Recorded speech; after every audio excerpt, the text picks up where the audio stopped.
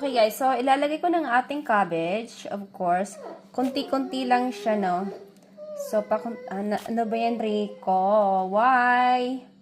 So, malinis yung kamay ko, hindi na ako nag-gloves. Ayan. Tapos, i-mix ko na siya, guys, para ma-mix siya ng todo.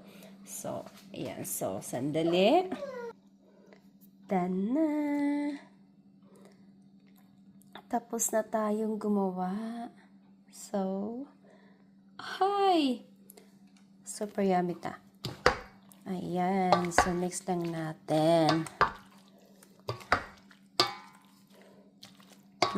Mixed. Mixed in. Ooh! It's good for soup, guys. Ganito ako pag kumakain ako ng soup, tapos may kimchi ako. May kimchi talaga yung soup natin pag ganyan. Ayan. Eh. Hello guys.